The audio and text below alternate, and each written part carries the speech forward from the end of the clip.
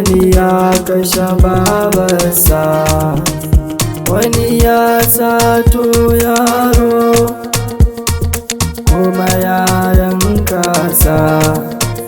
Rayuwa, rayuwa, rayuwar duniya kenan. Rayuwa, rayuwa, to abin tsoro na nan. Yanzu in baka da shi, kare ma ya fi ka muhimmanci. Yanzu in baka da shi, to baka da sauran mutunci. Yanzu in baka da shi, yanzu in baka da shi, yanzu in baka da shi. Wasu sun ɗau sana'ar tasu su fasata ce,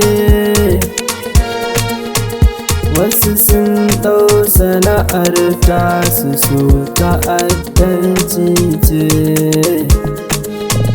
Sace-sace, kwace-kwace, wasu sun ɗauka sana'a ce. Wasu suna abin su kamar sun manta da Allah ne. Kayi ka gama ka je can ka da abin da duk ka shuka ne. Allah baya yafe laifin wani, abin da duka shuka shi za ka gani. Domin fa Allah baya yin cuta, kuma baya son dukkanin mai cutarwa.